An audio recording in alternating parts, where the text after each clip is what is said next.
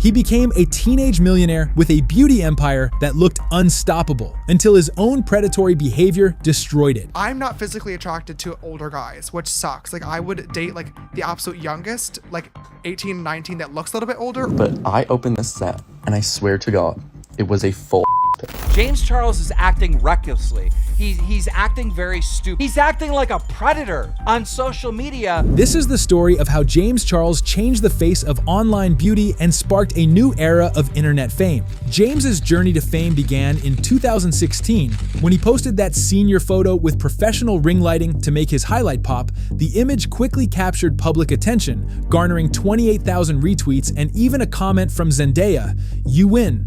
CoverGirl saw the tweet and made a decision that would alter their 60-year brand identity. They named James their first male ambassador, not just a guy who wore makeup, the actual face of the brand alongside Katy Perry and Taylor Swift. His YouTube channel, which had been posting to a few thousand subscribers, exploded overnight.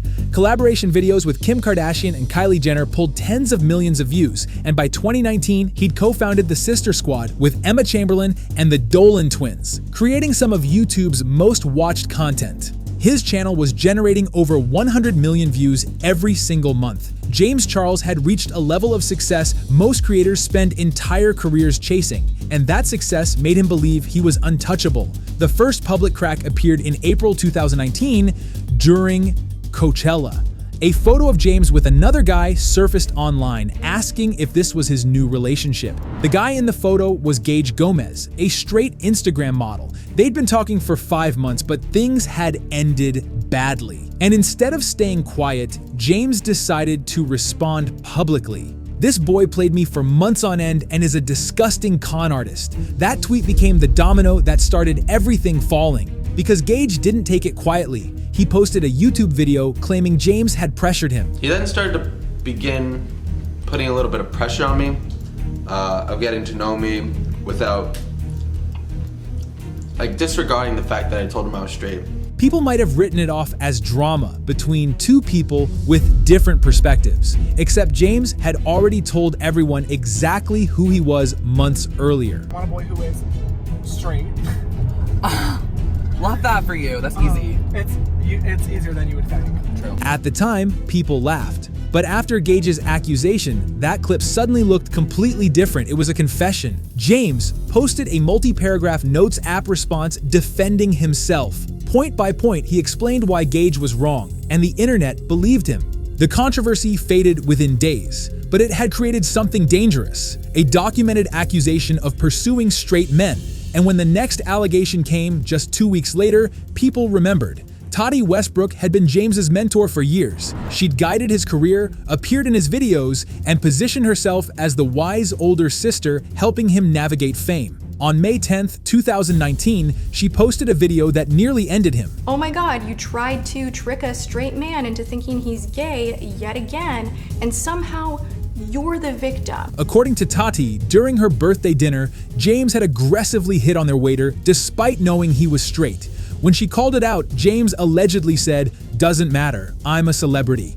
The waiter's name was Sam Cooke, and he came forward with his own account. He actually invited me out to his hotel. At that time, I was bi-curious. I had never done anything with a guy before, and I was curious. Sam said he and James had made out for about an hour that night, but afterward he realized he wasn't actually interested. That should have been the end of it, but Sam said James didn't really back off. Weeks passed, and James supposedly reached out again, even suggesting Sam fly out to Los Angeles, and Sam claimed he had to repeat the same boundary all over again. The situation might have stayed small if it had remained between them. But once Tati released her video, a lot more people started paying attention to the situation, and James ended up taking most of the heat publicly.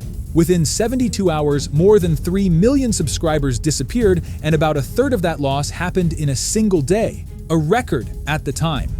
Moments like that often force people to rethink how they're moving through the world. And this could have been one of those moments for James, a chance to pause, look at the patterns being pointed out, and decide what needed to change. Instead of stepping back, he posted a 40-minute video. Going through Toddy's claims in detail, he showed screenshots to back up his side and claimed Jeffree Star had helped push the drama. And it worked. The internet forgave him. He regained 1.7 million subscribers. His views tripled over the next year. Toddy's career collapsed while James emerged stronger than before. But the lesson he took from it was off. He came to believe that public explanations could always fix things, that his audience would always forgive him, that facing drama head-on was a safe path. But he was wrong. In January 2021, James appeared on Logan Paul's podcast and made a statement that would haunt him forever. I'm not physically attracted to older guys, which sucks. Like, I would date like the absolute youngest, like 18, 19 that looks a little bit older. It really pisses me off to know that people will forget about what he's done in about 3 months and go right back to following him. About a month after that, a 16-year-old named Isaiah posted a TikTok explaining his experience with James. He said James had added him on Snapchat after seeing his Instagram, and their messages were normal in the beginning. But once James realized Isaiah was in the bathroom, things took an uncomfortable turn. Isaiah said James sent inappropriate photos, pushed for pictures in return, and didn't back off even after Isaiah told him his age. I told him I'm 16. Meanwhile, he's 21. He's a grown man. And then he proceeds to say, oh, but I didn't even get to see meaning my body. Isaiah had screenshots. They were blurry, taken on an iPad so James wouldn't get a notification, but they were there. James posted another tweet. He said he'd asked Isaiah's age right away, was told 18, and stopped as soon as he found out the truth. He even claimed Isaiah wanted to keep talking, keep it a secret. By then, it hardly mattered. Nobody believed him anymore. Within 2 days, 3 more people shared almost the same story. Then 5 more, and then even more after that. For my age.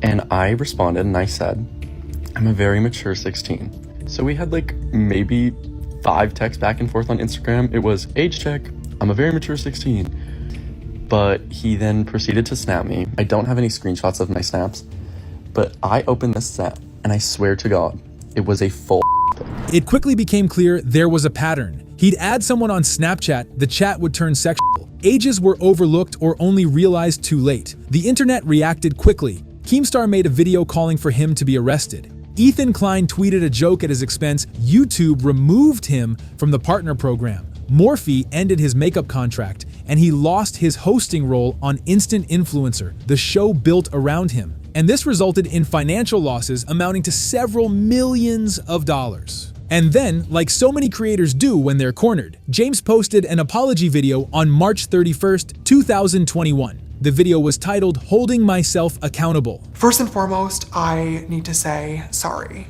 I owe a massive apology to anybody that I've hurt or anybody that I've made uncomfortable with my actions.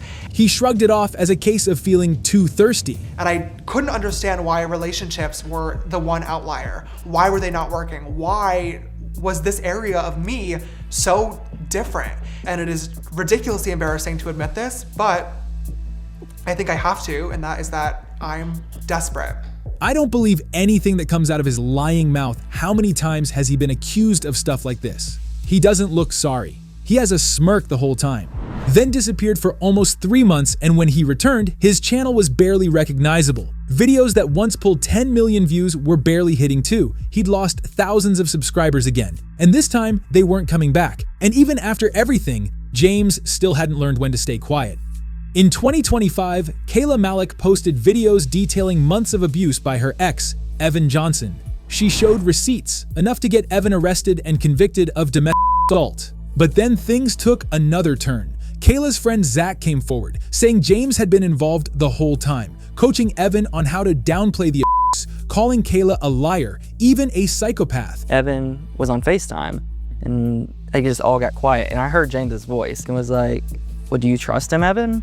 And Evan at that time was like, absolutely, like this is probably the only person I would trust. And that's when James came back to Evan and was like, well, you didn't lose anything, Evan, out of this. If anything, you won. You got away from the psycho. She is the psychopath. James went on TikTok to respond, insisting his connection to Evan was minimal and that he in no way supported Evan's actions. I don't support him, I don't support violence against women, and I sure as hell do not support the disgusting, deplorable, violent, heinous acts that he committed against Kayla Malik behind closed doors.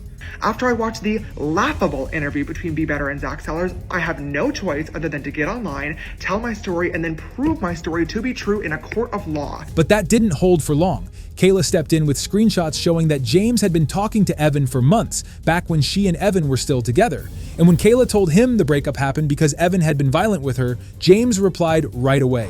I text James that we have broken up, and basically the first thing he says in response is, "Can I have him now?" James will be forever a fake and devious person. All he do is lie and try to cover up his for his wrongdoing. James Charles still has about 24 million subscribers, but that's already a noticeable drop from where he was a couple years ago. His overall views have slowed down a lot too. He used to pull huge numbers every month, and now he's only hitting a fraction of that.